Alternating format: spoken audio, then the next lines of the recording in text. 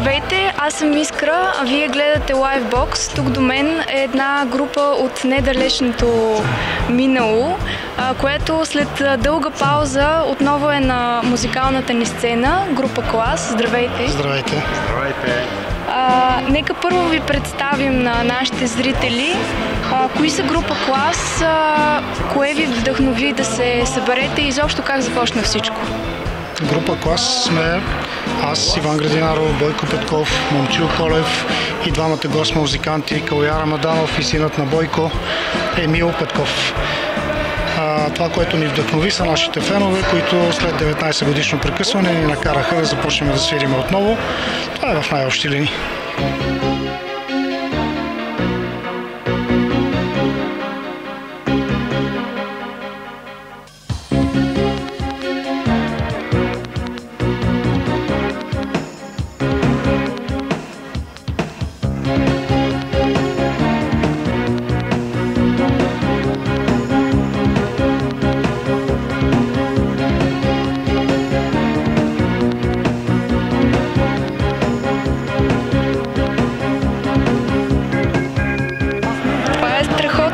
Разкажете малко повече за предишни ваши участия, концерти. Имате ли нещо, което сте запомнили най-силно от тези времена? Бойко може да отговори на този въпрос по-изчерпателно. Преди 20 години имахме много концерти, но аз съм запомнил една серия в НДК, която цяла седмица имахме всеки ден концерти и винаги беше пълно. И тогава разбрахме наистина, че сме успяли да привлечем доста хора към нашата музика. Добре, това е една обещаваща кариера, а сега дълго мълчание. След дълго мълчание, какви са вашите бъдещи планове от тук нататък? Това, което правим е на първо място да реализираме този концерт, който ще е утре на 19 април, и освен това готвиме вече от няколко години нов албум, който се надяваме до края на годината да завършиме. 2 песни от него, Сини слънца и Тайна, вече са разпространени, така че който се интересува може да ги чуе в YouTube или по радиостанцията. А как ще се казва албума, ако не е тайна? Не сме мислили, нямаме и работно заглавие, да. Добре. Къде беше група Клас през всичките тези 19 години, който не е малко време? В заслужен отдих. Едно чекмедже. Добре, какво ви събра отново заедно? Вашите фенове само? Нашите фенове и потребността да правим музика. Добре.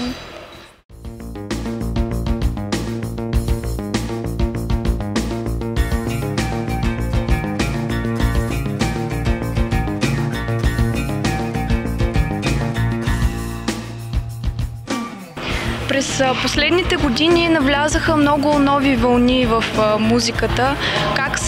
Как се очертават вашите планове? Ще се задържите ли на старата вълна или смятате да експериментирате? Изобщо към каква публика е насочена музиката, която смятате да правите? Музиката, която смятаме да правим и която правиме, всъщност е насочена към публиката, която сме имали до сега, естествено и към нови наши фенове. Трудно е да се каже към какво ще се придържаме. Придържаме се към това, което правиме и по начина, по който ние чувстваме музиката. Така че излишно е да говорим за стилове, за течение, за вълни. Правиме това, което чувстваме. Страхотно. На 19-ти, сега утре всъщност, следва концерт в Интерекспо център. Какво да очакват вашите фенове на този концерт? Изненади ще има ли или? Изненади... Не би казал, че ще има големи изненади, просто едно добро шоу с всички песни, всички най-хубави хитове от нашите 3 издадени албума, плюс 2 песни от предстоящия албум. Защо 19? Има ли някакво значение тази дата или?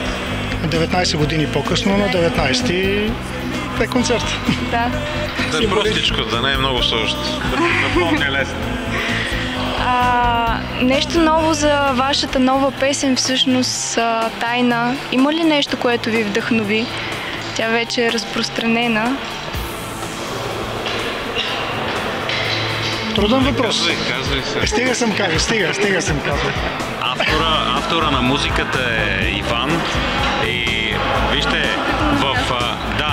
че винаги любовта е това, което вдъхновява един човек да прави нещо с сърце. Дали музика, дали текста ще напише или друго. Така че винаги има някаква любов, която стои зад някаква история. Така е, да. Може би тайна любов. Нещо за нашите зрители. Имате ли някакво послание да кажете? Като за край. Да се обичат. Да се обичат. Ами, благодаря. Ние бяхме с група Клас. Те са с една нова песен, нов албум, ново начало като цяло. Заповядайте на концерта, който е утре в Интерекспо център. От колко часа? От 20 часа. От 20 часа и да чуем старата вълна на един нов глас. Благодаря ви.